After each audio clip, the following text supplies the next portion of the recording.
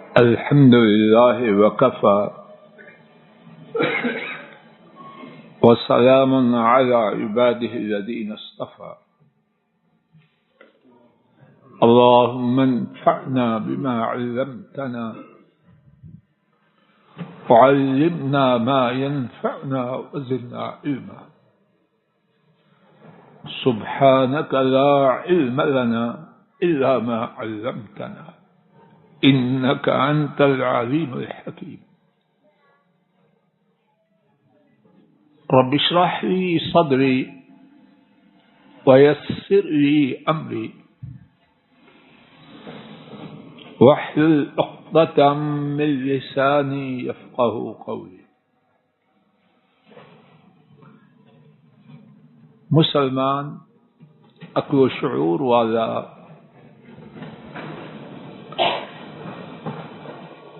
اپنی روشن تاریخ کو دیکھتا ہے تو عجیب قسم کی خوشی محسوس کرتا ہے کہ اللہ مالک نے صفر سے کہاں تک پہنچایا. ہجرت کی تو صفر تھا،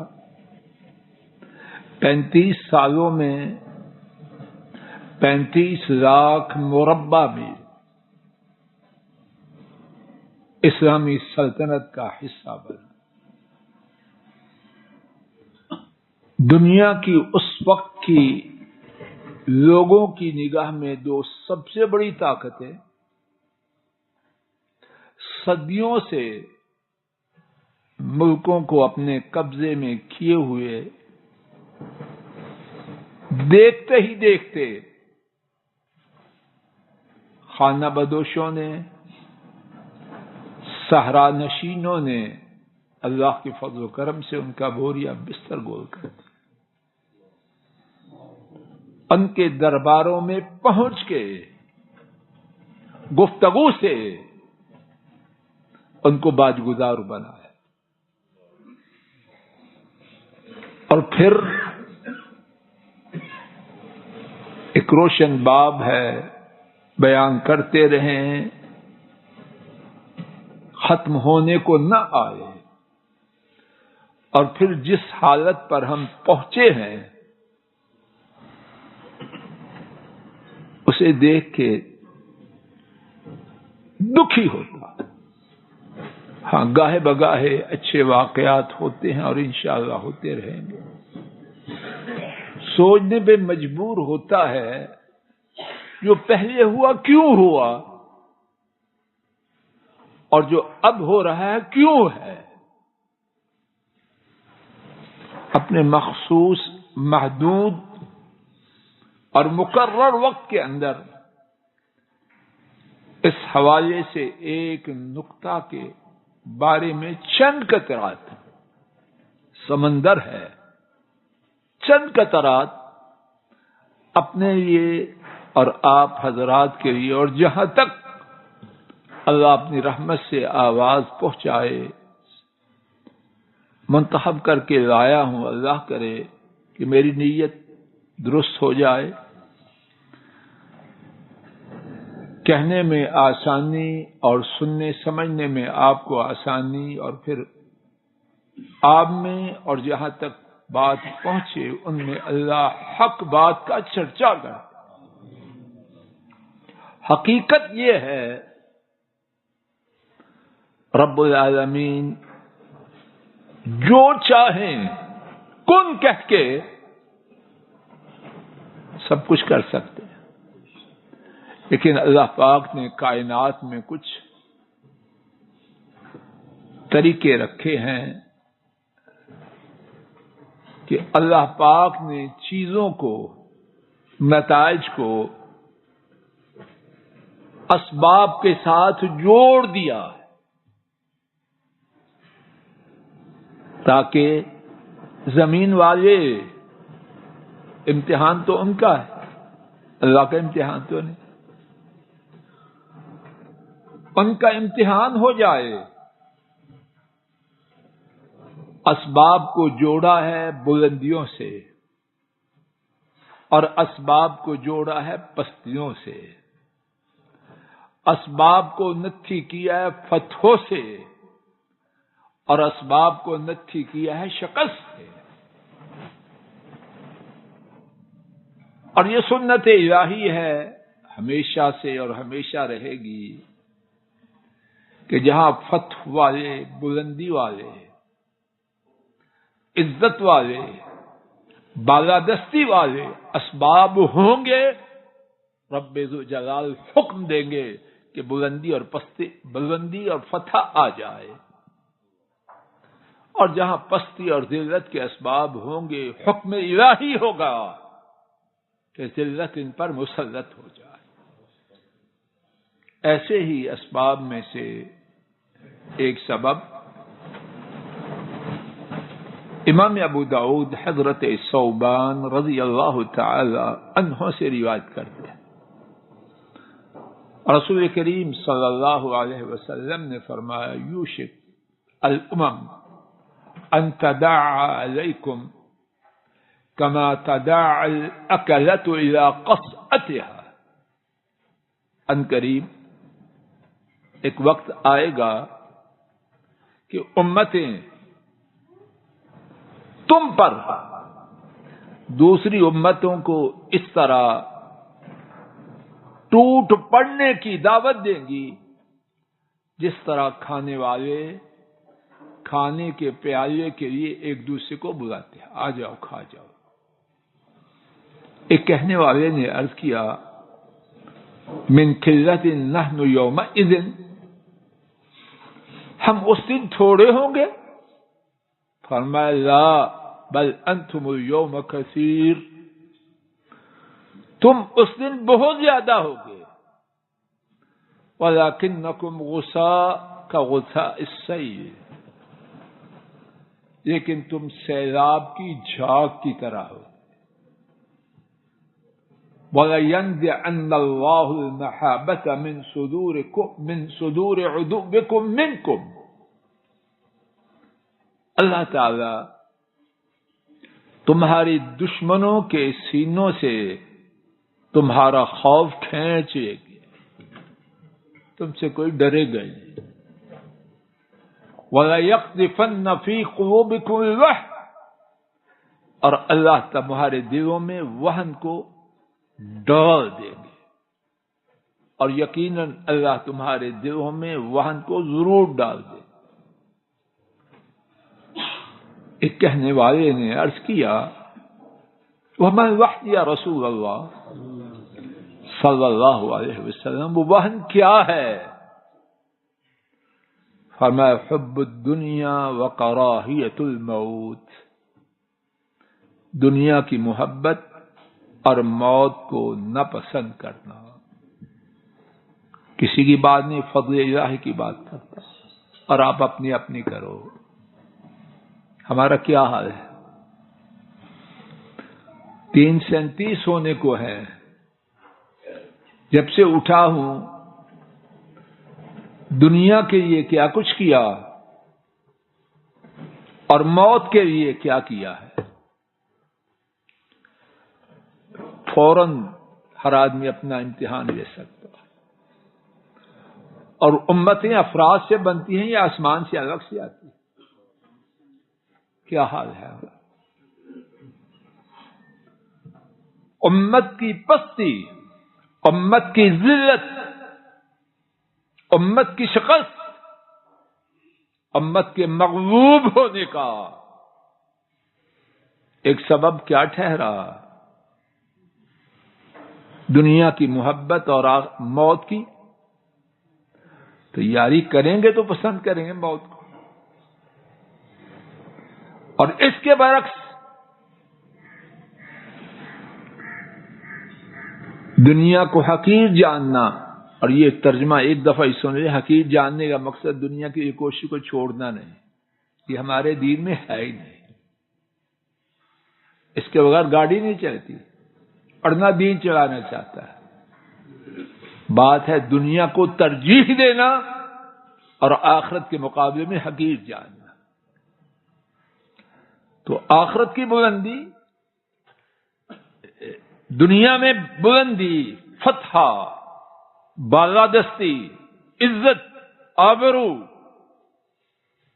وہ دنیا کو حقیر جاننے اور موت کو پسند کرنے۔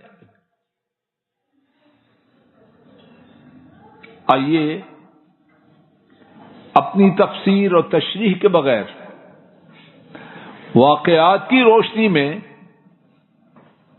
اس بات کو سمجھنے کی اللہ کی توفیق سے عاجزانہ کوشش کرتے ہیں۔ ہمارے اسلاف نے جنہوں نے بلندیاں پائیں، کس طرح موت کو دنیا پر پسند کی، موت کو زندگی پر ترجیح دی۔ اس حوالے سے پہلا واقعہ آج کی گفتگو کا امام ذہبی نے رحمہ اللہ اس واقعہ کو بیان کیا۔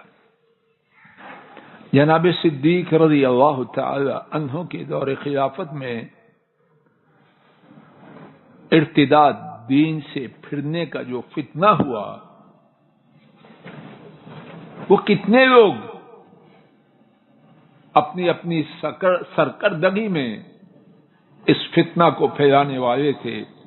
انہی میں سے ایک طلحہ بن خویلد الاسدی تھا، بنو اسد قبیلے، بہت بہادر قبیلہ، جنگجو، اور ان کے ساتھ کچھ اور جنگجو قبیلے مل گئے۔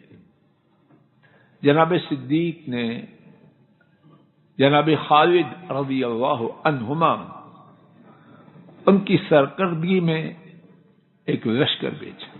اللہ کے فضل و کرم سے کامیابی ہی کامیابی، بہادر لوگ، جنگجو لوگ ان کے مقابلے میں ٹھہر نہیں پا رہے۔ تو یہاں خود بہادر آدمی ہے، اسلام سے پھرا لیکن تھا بہادر۔ پوچھنے لگا اپنے بڑے بڑے ساتھیوں سے، ما یہزمکم، تمہیں کس چیز نے شکست دی؟ ایک کہتا ہے انا احدثک، میں سبب بیان کرتا ہوں، لیس منا رجل الا وهو يحب ان يموت قبل صاحبه وَإِنَّا نَلْقَى قَوْمًا كُلُّهُمْ يُحِبُّ أَن يَمُوتَ قَبْلَ صَاحِبِهِ۔ کہنے لگا یقیناً ہم ایسی قوم ہیں کہ ہم میں سے ہر شخص یہ چاہتا ہے کہ اس کا ساتھی اس سے پہلے مرے۔ یہ دشمن کی گواہی ہے، دشمن کی گواہی ہے۔ اور ہمارا مقابلہ ایسی قوم میں سے ہے، قوم کے ساتھ ہے جن میں سے ہر ایک چاہتا ہے کہ وہ اپنے ساتھی سے پہلے مرے۔ تب ان کا مقابلہ، اس کی تاب کہاں سے لائیں؟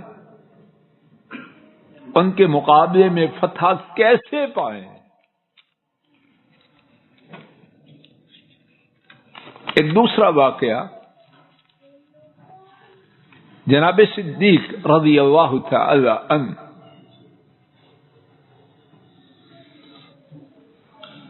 انہوں نے اپنے دور خلافت میں عمرو بن عاص رضی اللہ تعالی عنہ اور ولید بن عقبہ رضی اللہ تعالی عنہ انہیں صدقات اکٹھے کرنے کی طرف بھیجا۔ جناب عمرو بن عاص رضی اللہ تعالی عنہ قزاع کے قبیلے کے صدقات کرنے کی ذمہ داری پر مامور کیے گئے۔ جناب صدیق نے رضی اللہ عنہ ان کی طرف چٹھی بھیجی کہ میں نے تجھے اس کام پہ لگایا جس کام پر تجھے نبی کریم صلی اللہ علیہ وسلم نے لگایا، اور ایک دفعہ آپ نے اس کام پر تجھے لگانے کا ذکر بھی کیا، لیکن اب میں چاہتا ہوں تمہیں ایسا کام دوں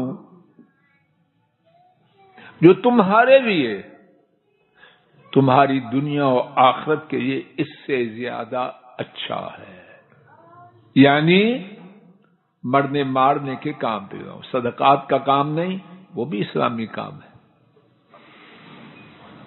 اب میں تجھے اس کام پہ لگاؤں جو تیری دنیا و آخرت کے لیے اس سے اچھا ہے، یہ بھی برا کام نہیں، اسلامی کام ہے۔ اب سنیے عمرو بن عاص رضی اللہ تعالی عنہ کا جواب۔ حافظ ابن کثیر نے اپنی کتاب البدایہ والنہایہ کی 7ویں جلد میں اس کو نقل کیا ہے، اور ہماری خوش قسمتی کہ آج بھی وہ محفوظ ہے کہ ہم اپنے ایمانوں کو اللہ توفیق دے تو اس سے تازہ کریں، ان میں تقویت آئے۔ اپنے جواب میں لکھا انی سحم من سہام اسلام، میں اسلام کے تیروں میں سے ایک تیر ہوں۔ وَأَنْتَ عَبْدُ اللَّهِ الرَّامِي بِهَا الْجَامِ لَهَا، اور تو اللہ کا بندہ خلیفہ ہے، تو تیروں کے ساتھ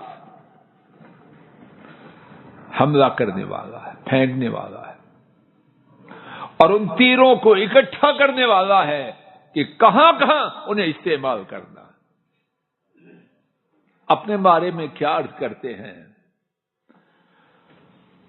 فرم بھی فانظر اشدھا واخشاھا، فرم بھی الیہا، دیکھیے کہ کون سی جگہ سب سے زیادہ شدید ہے اور کون سی جگہ کا خدشہ خوف سب سے زیادہ۔ امر کو، امر جو تیرے ہاتھ میں تیروں میں سے ایک تیر ہے اس کو لیجئے، اسی سے ٹکرانے کے لیے پھینک دیجیے۔ ولید بن عقبہ کو وہی لکھا جو عمرو بن عاص کو لکھا، اور ان کا جواب بھی وہی آیا جو عمرو بن عاص کا تھا رضی اللہ تعالی عنہم اجمعین۔ یہ اسلام جو موجود ہے اور انشاءاللہ قیامت تک موجود ہے، میری اور آپ کی قربانیوں سے ہے، اللہ کے فضل و کرم سے، ایسے لوگوں کی عظیم الشان۔ اور آج بھی جب یہ قربانیاں سنتے ہیں تو نتائج وہی ہوتے ہیں، یہ کیا ہوتے ہیں؟ میں تو میڈیا سے دور ہوں، ساتھی بتلا رہے تھے اللہ کے فضل و کرم سے پچھلے دنوں میں جو ہوا، دشمنوں نے کہا ان سے کیا لڑنا ہے، پتہ نہیں آپ لوگوں نے، میں تو بے خبر ہوں۔ جو بات کبھی نہ بھولنے کی ہے، جہاں بھی اسباب ہوں، جس صدی میں ہوں، اللہ تو وہی۔ مزید سنیے، شامی سیکٹر ہے، رومی اس وقت کی لوگوں کی نگاہ میں وہی قوت ہے جو آج امریکہ کی 700 سال سے حکمران ہے شام پر، جس طرح انگریز ہمارے ملک پر تھے۔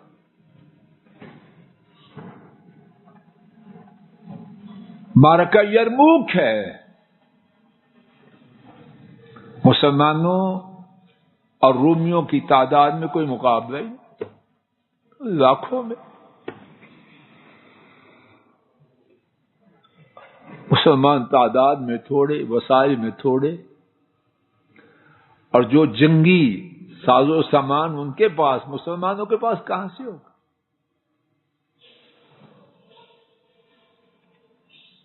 حضرت خالد رضی اللہ تعالی عنہ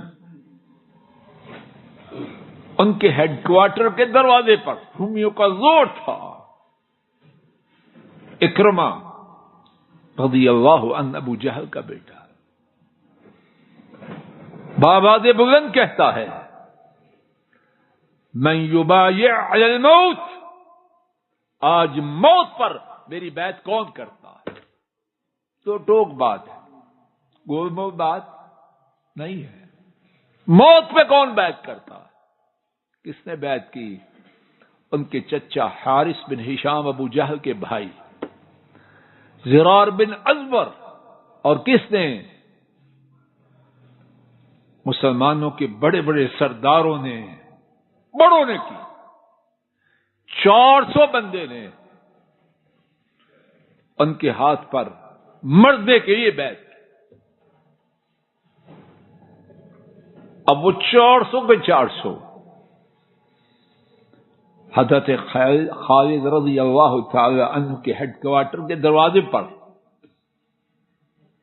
رومیوں کے مقابلے میں ڈٹے ہیں. لیکن رومی بھی انسانی طور پہ کوئی معمولی لوگ نہ تھے. بڑی قوت، بڑے تجربے اور بہت کچھ والے. البدایہ والنہایہ میں سارے کے سارے زخمی، اور کیسے زخمی ہوئے؟ زخمی گھر کے، زخمی ہو کے زمین پر گر. اور کتنوں نے اللہ کے فضل و کرم سے جام شہادت نوش کیا. انہیں میں زرار بن ازور رضی اللہ تعالی عنہم اجمعین بھی تھے. لیکن بھاگنا نہیں، بیعتی موت پہ تھی. کوئی دھوکہ مغالطہ ہیرا پھیری والی تو وہاں کہانی نہ تھی. اب کیا ہوا؟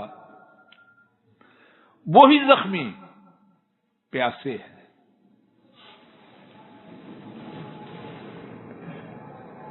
پانی کی طلب ہوئی، موت کی وادی میں ہے کتنے. پانی کا گھونٹ لایا گیا. اس پیاسے شدید زخمی نے دیکھا کہ دوسرا زخمی بھائی اس پانی کے گھونٹ کا جو برتن ہے اس کی طرف دیکھ رہا ہے. فوراً کہتا ہے ادفعہ الیہ، یہ گھونٹ اس کو دیجیے. پانی کا گھونٹ اس کے پاس پہنچا، قریب تھا کہ پیے. ایک اور زخمی نے دیکھا کہ پانی کا گھونٹ ہے، اس کی طرف نگاہ اٹھائی.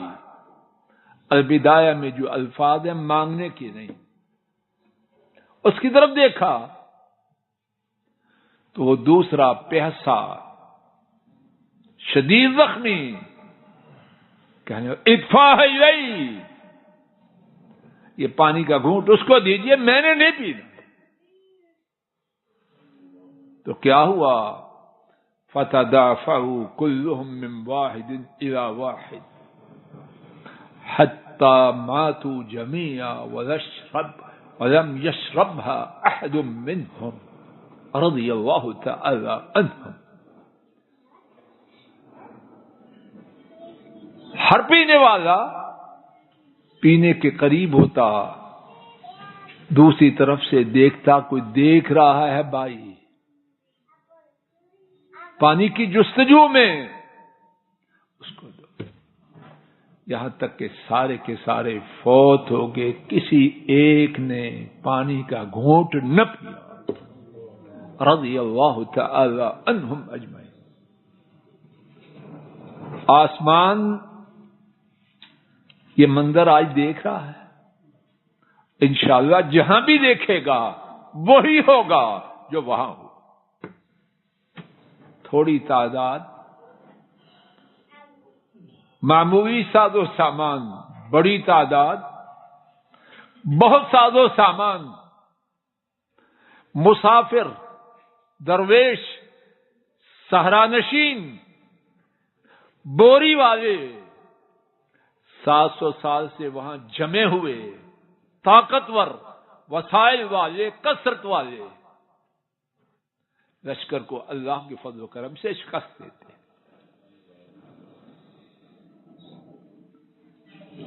مزید آئیے، سرزمین مصر میں اسکندریہ بڑا پرانا تاریخی شہر، اور مصر کی ایک بڑی بندرگاہ، اس کا حاکم مقوقس، رقم مقوقس، اور اصل اقتدار رب العالمین کے پاس اور بندوں میں سے رومیوں کے پاس۔ مقوقس جیسا تیسا حاکم۔ حضرت عبادہ بن صامت رضی اللہ تعالی عنہ اس کے دربار میں پہنچے، دین کی دعوت دی، نہ دعوت قبول کرنے پر جزیہ دینے کا کہا، جزیہ نہ دینے پر لڑائی کے لیے نوٹس دے دیا۔ مقوقس بڑا ہوشیار، بڑا سمجھدار، اس نے ڈرایا دھمکایا، ہم یوں کر دیں گے، وہ کر دیں گے۔ حضرت عبادہ نے سنا اور جواب دیا، اور امت کی خوش قسمتی آج بھی ان کا جواب فتوح مصر و اخبارها ابن عبد الحکم کی کتاب میں محفوظ ہے، 30ویں صدی کے آدمی، اور کتاب الحمدللہ موجود ہے، میرے پاس بھی ہے۔ ان کا جواب سنیے، کان ترستے ہیں، یہ جواب آئے تو آسمان سے رب العالمین کی مدد آئے۔ فرمایا کہاں؟ اپنے گھر میں بیٹھ کے، ٹی وی پر، چینل میں نہیں، جس سے لڑنے کے لیے، جس کو دعوت دینے اور دعوت قبول نہ کرنے پر، جزیہ دینے جزیہ نہ دینے پر، لڑنے پر نوٹس دے رہے ہیں، اس کے دربار میں کہا ما منا رجل الا وهو يدعو ربه صباحا مساء صباحا ومساء ان يرزقه الشهاده والا يرده الى بلده ولا الى ارضه ولا الى اهله ولا الى ولده۔ ہم میں سے کوئی نہیں مگر صبح و شام اللہ سے دعا کرتا ہے کہ اللہ اسے شہادت دے، اور اللہ اسے اس کے کنبے کی طرف، اور اللہ اسے اس کے شہر کی طرف، اس کی سرزمین کی طرف، اس کے کنبے کی طرف، اس کی اولاد کی طرف واپس نہ لے جائے۔ لیس منا رجل الا لیس منا رجل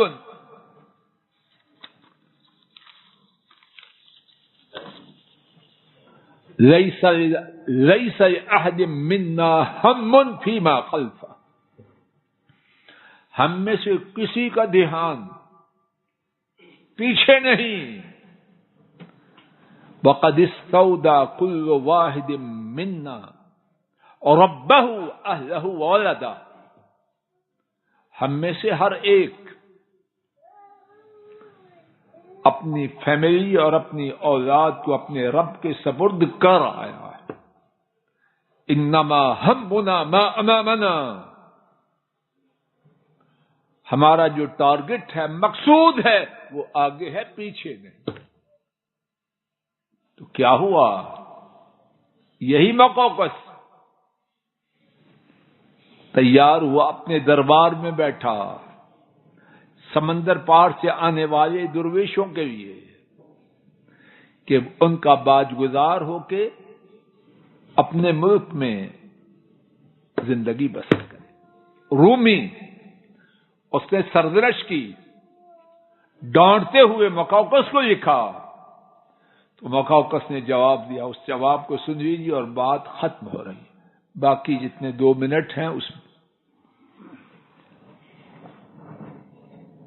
اس نے اس کو جواب لکھا رومی بادشاہ کو، واللہ، اللہ کی قسم، یقیناً وہ لوگ اپنی کم تعداد اور اپنی کمزوری کے باوجود ہم سے زیادہ طاقت والے، ہم سے زیادہ سخت ہیں۔ ہماری کثرت اور ہماری قوت کے باوجود. یقیناً ان میں سے ایک آدمی 100 کے برابر ہے. یقیناً ایک آدمی، اور اس نے سبب بیان کیا، وہ سنیے اور بات ختم ہوئی. ذالک انہم قوم الموت احب الی احدہم من الحیاء. کیوں؟ وہ ایسی قوم ہے کہ ان میں سے ایک کو موت اس کی زندگی سے زیادہ اسے پیاری ہے. وَلَكِنْ نَحْنُ قَوْمٌ نَكْرَهُ الْمَوْتَ وَنُحِبُّ الْحَيَاةَ وَلَذَّتَهَا. اور ہم وہ قوم ہیں موت سے نفرت کرتے ہیں، زندگی اور اس کی لذتوں کو پسند کرتے ہیں. فَكَيْفَ نَسْتَقِيمُ مَا هُوَ أَوْلَىٰ. ہم ان لوگوں کے مقابلے میں کہاں ٹھہر سکتے ہیں؟ حضرات، اللہ کے لیے میں آپ غور کریں، میں آپ کدھر جا رہے ہیں؟ اپنے اپنے یہ بات، اپنے اپنے یہ بات ہے. اپنا ہدف اگر عزت سے رہنا ہے، آخرت بنائیں، آخرت بنائیں. اور اصل ٹھکانہ تو وہ ہے جو مرنے کے بعد. یہ دنیا وہاں جانے کے لیے ذریعہ ہے. اور ہماری غلطی کیا ہے؟ کہنے والے سے بات کرو، اگر آپ کی نہیں تو معاف کرو، میری غلطی ہے. دنیا دنیا اور نتیجہ ذلت ذلت ذلت. اس سے عزت مل سکتی ہے؟ اللہ مجھے آپ کو ہدایت دے دے، اللہ مجھے آپ کو ہدایت دے دے، امت کو ہدایت دے دے، ہمارے اہل و عیال نسل کو ہدایت دے دے. اے اللہ ہدایت دے دے. اے اللہ عزت والی، بلندی والی، فتح والی، بالادستی والی زندگی کے جو اسباب ہیں ہم میں، ہماری امت میں اپنے فضل و کرم سے پیدا فرما. اے اللہ ذلت والے، رسوائی والے، پستی والے، شخص والے اور جو کچھ ہم ہیں اس والے، اے اللہ جو اسباب ہیں وہ مٹا دے مٹا دے مٹا دے. اے اللہ ہماری زندگیوں میں خیر کا انقلاب آ جائے، خیر کا انقلاب آ جائے، خیر کا انقلاب آ جائے. یا اللہ امت کے دن پھیر دیجئے، یا اللہ امت کے دن پھیر دیجئے. اور اے اللہ آپ کے گھر میں گواہی دے کے کہتے ہیں ہماری جو بری حالت ہے ہماری وجہ سے. اے اللہ آپ ظالم نہیں، ہم ظالم ہیں. اور اگر آپ پہ سے کوئی سمجھتا نہیں تو وہ آمین نہ کہے. میں تو اپنے بارے میں یہی سمجھ. اے اللہ ہم ظالم ہیں، اے اللہ ہمیں معاف کر دے، اے اللہ ہمیں معاف کر دے، اے اللہ ہمیں ہدایت دے دے، اے اللہ ہمیں ہدایت دے دے، اے اللہ ہماری امت کو ہدایت دے دے، ہمارے گھر والوں کو ہدایت دے دے، اولادوں کو ہدایت دے دے. یا اللہ ہم گمراہ ہیں گمراہ ہیں گمراہ ہیں. اے اللہ راہ حق پہ لیا. اور جب یہ بات آ گئی زندگی کے نقشے بدل جائیں، ہماری گھروں کے نقشے بدل جائیں، عبادتوں کے مسجدوں کے نقشے بدل جائیں. یہ مسجدوں سے دوری، کتاب و سنت سے دوری کیوں ہے؟ یہ سودے آخرت کے، نہ آخرت پسند ہے نہ آخرت کے سودے پسند. اور جہاں رل رہے ہیں، ذلیل ہو رہے ہیں، وہ سودے پسند ہے تو رلتے ہی جا رہے ہیں. اللہ مجھے آپ کو ہدایت دے. اے اللہ اپنے فضل و کرم سے ہماری مسجد کو آباد فرما، آباد فرما، آباد فرما. اے اللہ اپنے اس گھر کو آباد فرما. اے اللہ جو حضرات و خواتین، جو احباب ابتدا سے اب تک اور اب سے قیامت تک اس مسجد سے محبت کریں، اس کی خدمت کریں، اس کو اچھی نگاہ سے دیکھیں، اس کے لیے دعا کریں، اے اللہ آپ ان پر اپنی رحمتوں کے دروازے کے کھول دیجیے. اے اللہ اوپر سے، نیچے سے، دائیں جانب سے، ہر طرف سے ان کے لیے خیر ہی خیر ہو، برکتیں ہی برکتیں. اے اللہ اس مسجد کو اپنی رحمت سے مکمل فرما، مکمل فرما، مکمل فرما. دین کا ایک بہترین مرکز بنا، کتاب و سنت کا بہترین مرکز بنا. اے اللہ سوائے کتاب و سنت کے یہاں کوئی بات نہ ہو، اے اللہ سوائے کتاب و سنت کے کوئی بات نہ ہو، اے اللہ دکانداری، سیاست، یا اللہ صرف آپ کی کتاب و سنت کی خدمت کا مرکز ہو، اے اللہ سچا مرکز ہو، خالص مرکز ہو، اور اے اللہ جو اس سے محبت کرے تو اس سے محبت کر، اے اللہ جو اس سے محبت کرے تو اس سے محبت کر، اے اللہ جو اس کو آباد کرے تو اس کو آباد فرما، اے اللہ اپنے فضل و کرم سے ہم نالائقوں کو ایسے ہی لوگوں میں شامل فرما، اے اللہ ہمارے کنبوں کو، ہماری اولادوں کو، ہماری نسلوں کو قیامت تک اس مسجد کی شدید محبت اور بے پناہ خدمت سے محروم نہ فرمانا، اے اللہ شدید محبت اور بے پناہ خدمت سے محروم نہ فرمانا، اے اللہ ہمارے بیماروں کو شفا دے، اے اللہ ہمارے بیماروں کو شفا دے، اے اللہ ہمارے بیماروں کو شفا دے، اے اللہ بہت سے ساتھی ان کے گھروں میں بیماریاں ہیں، وہ بیمار ہیں، اے اللہ پریشان ہیں، اے اللہ پریشان ہیں، ان کی پریشانیوں کو دور فرما، اے اللہ اولادوں کے لیے ایک بڑی دنیا پریشان ہے، اے اللہ کوئی اولاد کے بگاڑ پہ پریشان ہے، کوئی اولاد کے نہ ملنے پر پریشان ہے، کوئی اولاد کے رشتوں کی وجہ سے پریشان ہے، اور کوئی رشتے ہونے کے بعد اولادوں کو رشتوں کے بعد جو مصائب آ رہے ہیں ان سے پریشان، اے اللہ تمام اہل اسلام کی مدد فرما، بے اولادوں کو نیک اولاد عطا فرما، بگڑی ہوئی اولادوں کی اپنی رحمت سے اصلاح فرما، ان کے تکبر، غرور، سرکشی، بغاوت، اس کا نام و نشان مٹا، اے اللہ جو اولادوں کے رشتوں کے طلبگار ہمیں بابرکت بہترین سے عطا فرما، اے اللہ جو رشتے ہونے کے بعد پریشان ہیں کہ ان پر رشتہ داروں کی طرف سے ظلم اور زیادتی ہے، اے اللہ ان پہ رحم فرما، اے اللہ پریشانوں کی پریشانیاں دور فرما، مقروضوں کے قرض کو اپنی رحمت سے ادا کروا،